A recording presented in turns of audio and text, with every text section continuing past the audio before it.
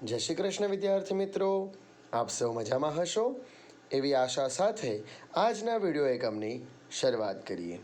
વિદ્યાર્થી મિત્રો, આજના વિડીયો એકમમાં આપણે અભ્યાસ કરીશું ધોરણ 8 વિષય સંસ્કૃતમ વિષયાંક ચતુર્થ પાઠ પ્રેરણાદીપ ચાણક્ય પ્રકાર ગદ્ય. વિદ્યાર્થી મિત્રો, આપણી ભારતીય સંસ્કૃતિના બાગમાં અનેક રંગબેરંગી પુષ્પો ખીલતા રહ્યા છે. આ સુવાસિત પુષ્પો એટલે ભારતની ધરા પર જન્મ લેનાર વિરલ વિભૂતિઓ.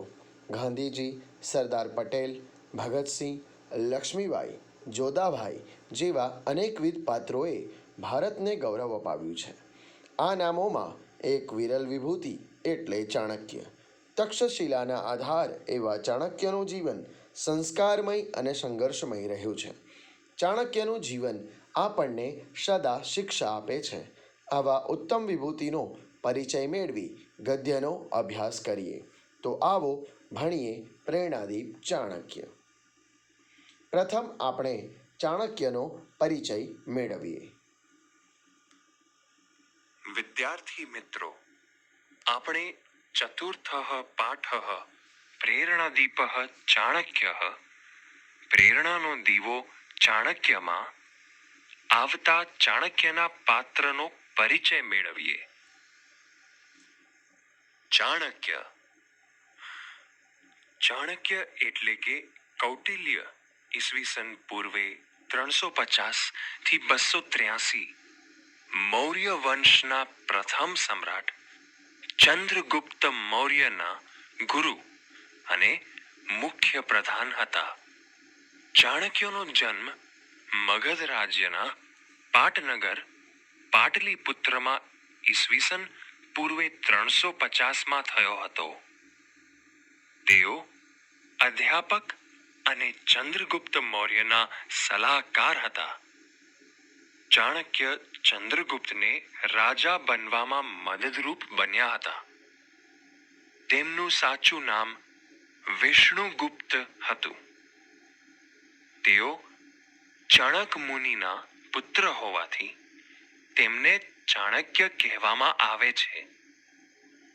તેમણે રાજકીય ગ્રંથ અર્થશાસ્ત્રની રચના કરી છે, જેમાં રાજ્ય કેમ ચલાવવું તેની વિગતો આપેલી છે. તેમણે મૌર્ય વંશની સ્થાપના કરી હતી. ચાણક્યના પિતા ચાણકનું મૃત્યુ થતાં ચાણક્ય રાજ્ય છોડી તક્ષશિલા વિદ્યાપીઠમાં ભણવા ગયેલા. વિદ્યાપીઠમાં ભણ્યા પછી તેઓએ ત્યાં જ શિક્ષણ આપવાનું કાર્ય સ્વીકાર્યું. વિદ્યાર્થી મિત્રો, આપણે અહીં આપણે ચાણક્યનો પરિચય મેળવ્યો કે તેઓ કઈ રીતે પોતાના ક્ષેત્રની અંદર ખૂબ નામના મેળવે છે. ભારતીય સાહિત્ય શાસ્ત્રની જો વાત કરીએ તો એમાં રાજનીતિનો જે ગ્રંથ છે એ પ્રેરણાદીપ ચાણક્ય એટલે કે ચાણક્યજીના દ્વારા લખાયેલો છે, જેનું નામ છે અર્થશાસ્ત્ર, જે રાજનીતિનો મુખ્ય આધારભૂત ગ્રંથ પણ કહી શકાય છે. આવા ઉત્તમ વિભૂતિ એવા ચાણક્યનો અહીં પ્રસંગ રજૂ થયો છે. એમના જીવન દરમિયાન રચાયેલા અનેક કિસ્સાઓમાંનો આ એક સરસ મજાનો પ્રેરણા આપતો કિસ્સો છે. પ્રેરણાદીપ ચાણક્ય અર્થાત પ્રેરણાનો દીવો ચાણક્ય. એમના પાસેથી કઈ કેટલીય પ્રેરણા લેવા જેવી છે. કૌટિલ્ય શાસ્ત્ર દ્વારા એટલે કે અર્થશાસ્ત્ર દ્વારા એમણે ઘણી બધી શિક્ષાઓ આપી છે. રાજકીય પક્ષ દ્વારા રાજાના પક્ષે, પ્રજાના પક્ષે, મંત્રીના પક્ષે આ બધું જ ત્યાં આપણને શીખવા અને જાણવા મળે છે. અને જ્યારે કોઈ વ્યક્તિ આવી સુંદર રચના કરનારો હોય તો એની જીવનશૈલી પણ આપણને પ્રગતિ આપનારી જ હોય છે.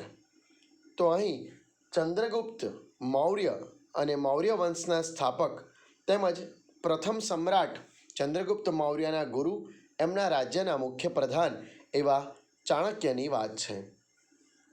તો આવો અભ્યાસ કરીએ પ્રેરણાદીપ ચાણક્ય. અહીં પાઠની શરૂઆતમાં બે વ્યક્તિઓ વચ્ચે એટલે કે ચંદ્રગુપ્ત મૌર્ય જે રાજા છે અને એમના મુખ્ય પ્રધાન એટલે કે ચાણક્ય, આ બંને વચ્ચે સંવાદ થાય છે અને એ સંવાદ અહીં આપણે ભણી રહ્યા છીએ. જોઈએ એ બંને વચ્ચેનો સંવાદ અને સમજીએ પાઠ. ચંદ્રગુપ્ત આર્ય ચાણક્ય શીતકાલ અસ્તિ જનેષુ કંબલાન વિતરતુ. ચાણક્ય મહારાજ ઇદાનીમ અહમ કંબલાન મમ ગૃહમ નયામિ પ્રભાતે વિતરિષ્યામિ. ચંદ્રગુપ્ત તથા કરોતુ ભવાન. ત્રયચોરાः પ્રવિશન્તિ. પ્રથમઃ ચંદ્રગુપ્તસ્ય મંત્રી ચાણક્ય એતત તસ્ય ગૃહમ. અહીં પાઠની શરૂઆત થાય છે. એમાં ચંદ્રગુપ્ત ચાણક્યને કહે છે. હવે અહીં આપણા ભારતીય સંસ્કૃતિ પરંપરાની અંદર આપણે વર્ણ વ્યવસ્થા ગોઠવી છે, જ્યાં બ્રાહ્મણ, ક્ષત્રિય, વૈશ્ય અને શૂદ્ર. એમાં રાજાનું કામ છે પ્રજાપાલન કરવાનું, બ્રાહ્મણનું કામ છે યજ્ઞાદિ કર્મ કરવાનું, રાજ્યની અંદર સલાહકાર તરીકે પણ બ્રાહ્મણ હોઈ શકે, તેમજ બ્રાહ્મણનું કામ છે રાજાના શુભ માટે કામનાઓ કરવાનું. તો અહીં જે ચાણક્ય છે એ ચાણક્ય જન્મે બ્રાહ્મણ છે અને કર્મે એવો રાજાના સલાહકાર છે. એવો સભાની અંદર હાજર રહે છે. રાજ્ય માટે યોગ્ય નિર્ણયો લેવામાં ચંદ્રગુપ્ત એમની સલાહ લે છે. અહીં શિયાળાના ઋતુનો સમય છે એટલે ચંદ્રગુપ્ત અને ચાણક્ય વાત કરે છે. શાના માટે? તો ચંદ્રગુપ્ત કહે છે આર્ય ચાણક્ય. આર્ય એ સન્માનવાચક શબ્દ છે. કહે છે કે આર્ય ચાણક્ય શીતકાલ અસ્તિ. અસ્તિ એટલે છે અને શીતકાલ એટલે કે શિયાળાની ઠંડીનો સમય. શિયાળાની ઠંડીનો સમય છે. જનેષુ કંબલાન વિતરતુ. જનેષુ કહેતા લોકોને અહીં વિભક્તિનો પ્રયોગ કરવામાં આવ્યો છે. બરાબર. આ વિભક્તિ દ્વારા જનેષુ કંબલાન વિતરતુ, લોકોને આપણે વિતરણ કરવું જોઈએ. શાનું? તો કંબલાન એટલે કે કામડા અથવા તો ધાબળાનું વિતરણ કરવું જોઈએ. સ્વાભાવિક છે. અને પ્રજાશીલ રાજા હોય, જ્યાં પ્રજાપ્રિય રાજા હોય, ત્યાં રાજા હંમેશા પ્રજાનો ચોક્કસપણે વિચાર કરતા હોય છે. અને અહીં તો જોવાનું શું, કારણ કે ચાણક્ય દ્વારા જ શિક્ષિત એ રાજા છે જેમનું નામ છે ચંદ્રગુપ્ત. એટલે એવું કહે છે કે અત્યારે ઠંડીનો સમય છે તો પ્રજાને માટે, લોકો માટે આપણે ધાબળાનું વિતરણ કરવું જોઈએ. ચાણક્ય કહે છે. ચાણક્ય મહારાજ ઇદાનીમ અહમ કંબલાન મમ ગૃહે નયામિ. ચાણક્ય કહે છે મહારાજ ઇદાનીમ અહમ, અત્યારે હું કંબલાન ધાબળા મમ ગૃહમ મારા ઘરે નયામી લઈ જાઉં છું. ચાણક્ય કહે છે મહારાજ અત્યારે ધાબળા હું મારા ઘરે લઈ જાઉં છું. પ્રભાતે વિતરિષ્યામી, સવારે વહેંચીશ. પ્રભાતે એટલે કે સવારે ને વિતરિષ્યામી વહેંચીશ. અહીં વિભક્તિ પ્રયોગ છે ભવિષ્યકાળનો. આપણે જ્યારે જુદા જુદા કાળ વિશે શીખ્યા ત્યારે ભવિષ્યકાળ પણ જોઈ ગયા છે. શ્યામી શબ્દનો પ્રયોગ ક્રિયાપદની પાછળ લગાવવાથી એ ભવિષ્યકાળમાં પરિવર્તિત થાય છે. તો કહે છે કે અત્યારે ઘરે લઈ જાઉં છું કારણ કે રાત થવા આવી છે. હવે રાત્રે ક્યાં વહેંચવા જવું? તો અત્યારે હું મારા ઘરે લઈ જાઉં, સવાર થતાની સાથે હું વહેંચી દઈશ. ચંદ્રગુપ્ત તથા કરો તું ભવાન. ચંદ્રગુપ્ત કહે છે તેમ કરો શ્રીમાન. કારણ કે રાજાનું કામ શું છે? રાજાએ તો ધાબળા વેચાવા છે. હવે મહારાજ એની વ્યવસ્થા કઈ રીતે કરે, આર્ય કઈ રીતે કરે, એ વ્યવસ્થા એમને સોંપે છે કે કંઈ વાંધો નહીં, તમે જોઈ લેજો. આમ ચાણક્ય એ ધાબળાઓ પોતાના ઘરે લઈ આવે છે. હવે એ જ અરસામાં શું થાય છે કે તે દિવસે રાત્રિના સમયે એમને ત્યાં છે ને ચોરી થાય છે. અને ચોરી કરવા માટે 3 ચોરો આવે છે. અને લખે છે અહીંયા ત્રયચૌરાહ પ્રવિશન્તિ. 3 ચોરો પ્રવેશ કરે છે. જો અહીં ફરી પાછો વર્તમાન કાળનો પ્રયોગ આપણે જોઈ શકીએ છીએ. પ્રવિશન્તિ, અંતિ, તીતઃ અંતિ, પ્રવેશે છે. અહીં એમણે ભવિષ્યકાળ બતાવ્યો, કાલે વહેંચીશ.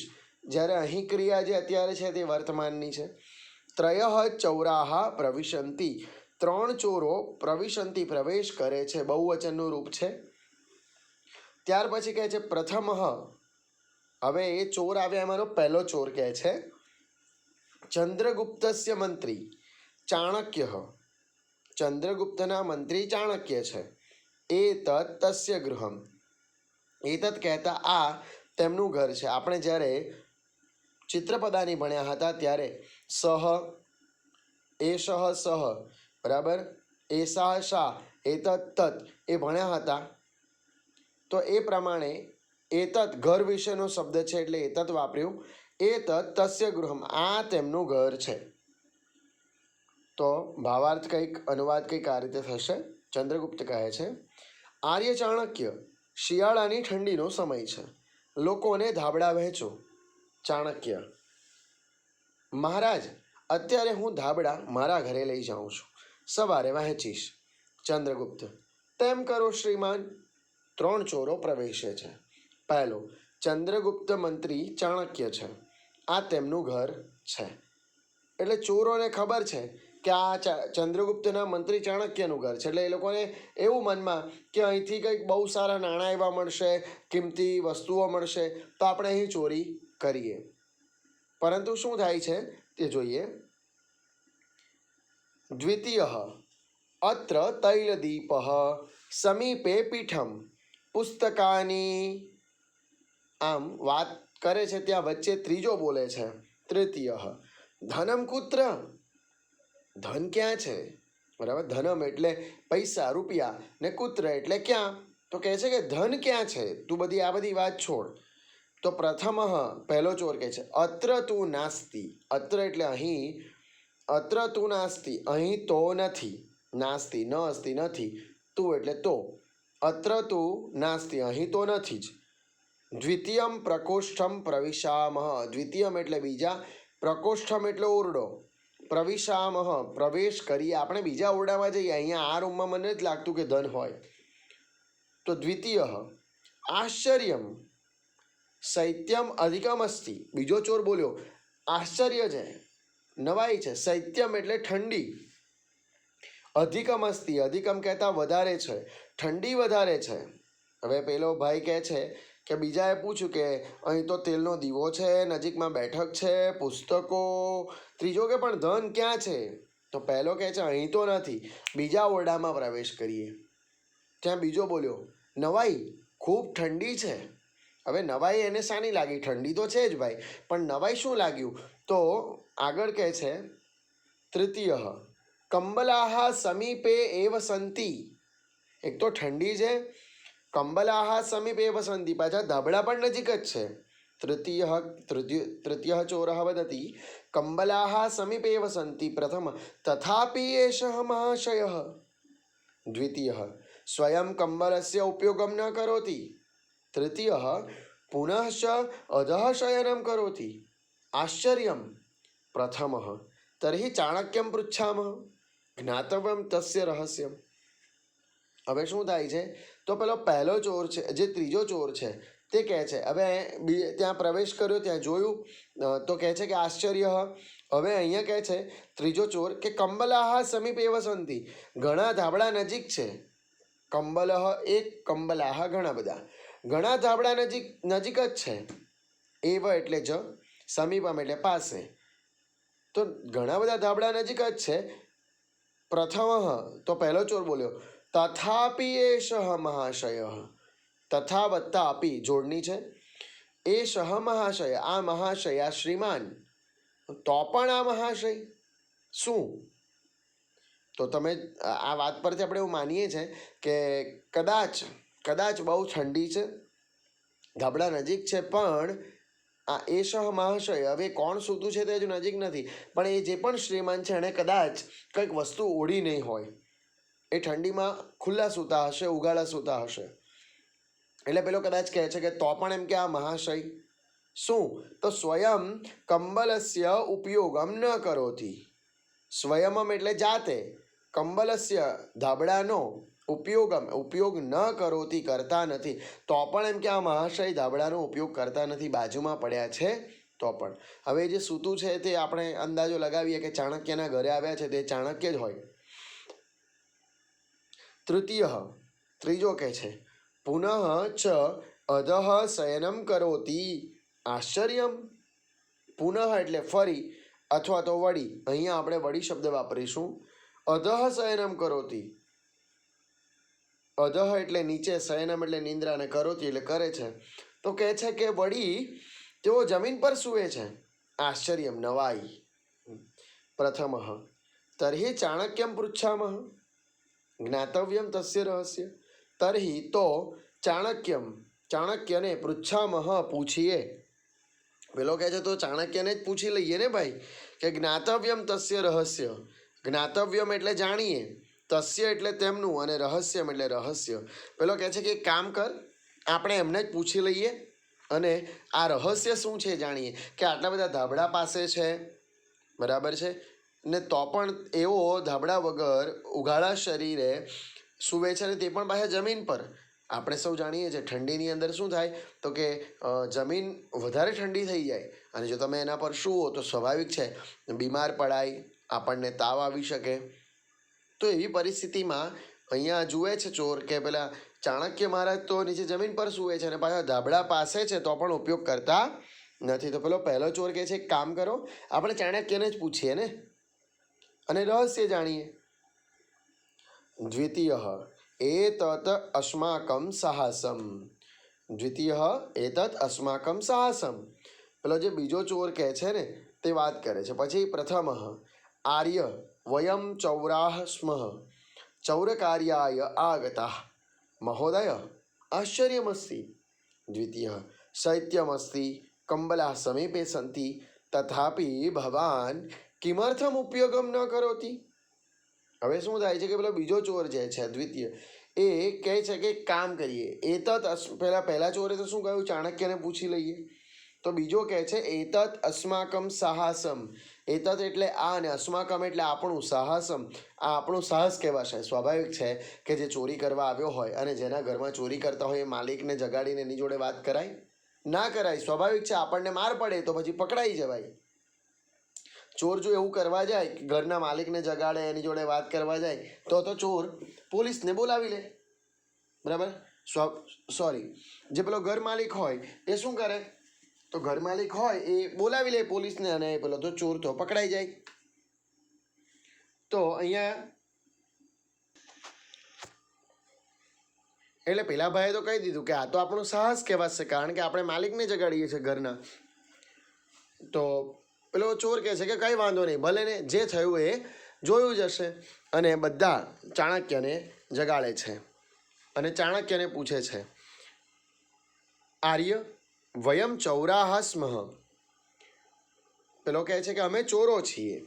ચૌર કાર્યાય આગતા, અને ચોરી કરવા આવ્યા હતા, બરાબર. ચોરી કરવા આવ્યા છે. હવે પેલા કોઈ ચોરી કરવા આવ્યા કહી દીધું. મહોદય શ્રીમાન આશ્ચર્યમ અસ્તિ. આશ્ચર્યમ કહેતા નવાઈ, અસ્તિ એટલે છે અમને નવાઈ છે, અમને આશ્ચર્ય છે. કે શૈત્યમ અસ્તિ, શૈત્યમ કહેતા ઠંડી, અસ્તિ એટલે છે ઠંડી છે. કંબલાહ સમીપે સંતિ, કામડા નજીક છે, ધાબળા નજીક છે. તથાપિ તો પણ, તથા વત્તા અપી તો પણ, ભવાન એટલે કે શ્રીમાન, આ ચાણક્યના માટે વપરાયેલ શબ્દ છે ભવાન. કિમર્થમ ઉપયોગ ન કરોતી તો પણ શ્રીમાન કિમ અર્થમ શા માટે ઉપયોગ ન કરોતી કરતા નથી. તો કહે છે બીજો ચોર કે આપણું સાહસ છે.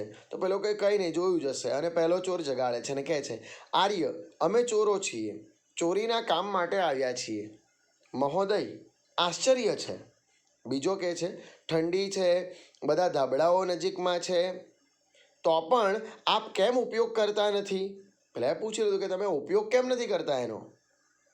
તો ચાણક્ય કહે છે એ તે કંબલાહ મમ કૃતે ન દરિદ્ર જનાનામ કૃતે સંતિ યત વસ્તુ અસ્માકમ નાસ્તિ તસ્ય ઉપયોગ પાપમ. સર્વે ચૌરાહ અરે રે વયમ તુ પ્રતિદિનમ પાપમ કુર્મઃ ચૌરકાર્યેણ એવ ઉદરપૂર્તિમ કુર્મઃ વયમ અદ્ય આરભ્ય પાપમ ન કરિષ્યામઃ જયતુ આર્યઃ. હવે ચાણક્યને જગાડે તો ચાણક્ય કહે છે, જો અહીં ચાણક્યની વાત જે છે એમાં જે સંદેશ છુપાયેલો છે આ સંદેશને આપણે પછી વધારે સમજવાનો પ્રયત્ન કરીશું. શું કહે છે ચાણક્ય? ચાણક્ય વદતી એતે કંબલાહ, આ ધાબળાઓ મમ કૃતે ન, મમ એટલે મારા માટે, કૃતે એટલે મારા માટે નથી, દરિદ્ર જનાનામ કૃતે સંતિ, દરિદ્ર જનાનામ ગરીબ લોકો માટે છે, યત વસ્તુ અસ્માકમ નાસ્તિ, યત કહેતા જે વસ્તુ અસ્માકમ નાસ્તિ આપણી નથી, તસ્ય ઉપયોગ પાપ, તેનો ઉપયોગ પાપ છે. હવે અહીંયા ચાણક્યએ જે વાત કરી છે એ વાત આપણે અગાઉ પણ શીખી ગયા છીએ. ચાણક્યએ શું કહ્યું કે આ તો ગરીબ લોકો માટે છે, આ જે ધાબળાઓ છે તે, અને એમાં પણ પાછું જે વસ્તુ આપણી નથી, યત વસ્તુ અસ્માકમ નાસ્તિ, તેનો ઉપયોગ પાપ છે. તમને ખ્યાલ હોય વિદ્યાર્થી મિત્રો તો આપણે ધોરણ 7ની અંદર પણ અને 8ની અંદર પણ આપણે જુદા જુદા આવા પાઠો ભણ્યા છે. એની અંદર તમે એક પાઠ ભણ્યા હતા, એ પાઠ છે ગાંધીજીનો. કોઈને યાદ છે આ વસ્તુને લગતો એ પાઠ કયો હશે? હા, ખૂબ સરસ. જેને પણ આ યાદ આવી ગયો તેને અભિનંદન. બે ખાનાનો પરિગ્રહ. બે ખાનાના પરિગ્રહ પાઠની અંદર બાપુ મનુબહેનને શીખવે છે કે જેટલી જરૂરની વસ્તુ છે તેનો જ ઉપયોગ કરવો જોઈએ. તેવી જ રીતે અહીં આચાર્ય શીખવે છે કે જે આપણું છે તેનો જ ઉપયોગ કરવો જોઈએ, બીજાનો નહીં. આપણા માટે છે એટલાનો જ ઉપયોગ કરવો જોઈએ, બીજાનો નહીં. અને ખરેખર વિદ્યાર્થી મિત્રો જે બીજાની વસ્તુ છે એના પર આપણે કેમ કરીને હક કરી શકીએ? જે આપણું નથી તે આપણું નથી જ, માટે એ વસ્તુનો આપણે ઉપયોગ ન કરવો જોઈએ, એને આપણે પાપ કહેવાય છે. તો આચાર્યએ તો કહી દીધું કે જે વસ્તુ આપણી નથી તે પાપ છે. ત્યાં તો ચોરો કહેવા લાગ્યા શું કે અરે રે વયમ તું પ્રતિદિનમ પાપમ કુર્મઃ, અરે રે વયમ એટલે કે અમે તો પ્રતિદિનમ દરરોજ નિત્ય પાપમ કુર્મઃ પાપ કરીએ છીએ. કેવી રીતે? તો ચૌરકાર્યેણ એવ ઉદરપૂર્તિમ કુર્મઃ, ચોરીના કાર્ય દ્વારા જ અમે અમારું પેટ ભરીએ છીએ. બરાબર? તો સ્વાભાવિક છે કે ચોરી કરવાની એટલે બીજાનું ધન પચાવી લેવાનું, બીજાનું લઈ લેવાનું, તો એ તો એક જાતનું પાપ જ થયું. એટલે પેલા ચોરોએ કહ્યું કે અમે તો રોજ પાપ કરીએ છીએ. વયમ અદ્ય આરભ્ય, અમે અદ્ય એટલે આજથી, બરાબર, આરભ્ય શરૂ કરીને, આજથી શરૂ કરીને શું પાપમ ન કરીશ્યામઃ, પાપ નહીં કરીશું એવો સંકલ્પ લઈ લીધો. તમે જુઓ પોતાના જીવન દ્વારા કેવો સરસ મજાનો સંદેશ આચાર્યએ સીધી રીતે પહોંચાડી દીધો. ઘણા બધા સંતો મહાપુરુષો છે એ ક્યારેય બોલતા નથી, એ પોતાનું જીવન એવું બનાવે છે કે એને જોઈને આપણને સંદેશો મળે. તમે જુઓ કોને? તો ગૌતમ બુદ્ધને, મહાવીર સ્વામીને. એઓએ ક્યારેય કોઈને એવું નથી કહ્યું કે તમે આવું કરો, પરંતુ એઓએ જીવીને બતાવ્યું, જેથી લોકોને થયું કે નહીં એમની આ વાત માનવા જેવી છે, એમણે જે આ અનુકરણ કર્યું, એમણે જે કર્યું છે એનું અનુકરણ કરવા જેવું છે. તો અહીં પણ ચાણક્યએ એમને કોઈ એવું નથી કહ્યું કે તમે ચોરી છોડી દો. ચાણક્યએ તો ફક્ત એટલું સમજાવ્યું કે ભાઈ જે આપણું નથી તેનો ઉપયોગ નથી કરવાનો, એ પાપ છે. અને પેલા ચોરોને પશ્ચાતાપ થાય છે અને એવો નક્કી કરે છે કે અદ્ય આરભ્ય, આજથી શરૂ કરીને પાપમ ન કરીશ્યામ, પાપ નહીં કરીશું. જયતુ આર્ય, અને આર્યનો જય થવા આમ કહે છે. તો હવે આપણે એનો ચોક્કસ અનુવાદ જોઈએ. ચાણક્ય કહે છે આ ધાબળાઓ મારા માટે નથી, ગરીબ લોકો માટે છે. જે વસ્તુ આપણી નથી તેનો ઉપયોગ પાપ છે. તો બધા ચોરો કહે છે અરે રે અમે તો રોજ પાપ કરીએ છીએ, ચોરીના કામ વડે જ પેટ ભરીએ છીએ. અમે આજથી શરૂ કરીને કોઈ પાપ નહીં કરીએ, આર્યનો જય થાવ. આમ પેલા ચોરો આર્ય ચાણક્યનો જય જયકાર કરતા કરતા ત્યાંથી ફરી પાછા પોતાના ઘર તરફ ફરે છે. અને આમ પોતાના જીવન સિદ્ધાંતો દ્વારા સરળ રીતે ચાણક્યએ એક નહીં, બે નહીં, કઈ કેટલા લોકોના જીવનને સુધાર્યા છે. અને આજે પણ ચાણક્ય નીતિ નામનો જે એમનો ગ્રંથ છે એના દ્વારા એ લોકોના જીવનને સુધારે છે, જીવનના લોકોને દિશા આપે છે. લોકો આગળ વધે અને જો ચાણક્ય નીતિને જો બરાબર સમજે તો એના દ્વારા આપણું જીવન પણ ખૂબ સરળ બની શકે છે. કઈ કેટલાય પ્રશ્નોના ઉકેલ ચાણક્ય દ્વારા લખાયેલ ચાણક્ય નીતિની અંદર છે. તો આવા સરસ મજાના વિરલ વિભૂતિ, વિરલ વ્યક્તિત્વ ધરાવતા આચાર્ય ચાણક્ય વિશે આપણે અહીં ભણ્યા. આમ એકમનો અહીં સરસ મજાની રીતે અંત આવે છે. એકમનો અભ્યાસ પૂર્ણ કર્યા બાદ અંતે આપેલ સ્વાધ્યાય કાર્ય તમારે નોટબુકની અંદર કરવાનું છે. આ પાઠ અને એનું ભાષાંતર તમારે નોટબુકમાં નોંધવાનું છે.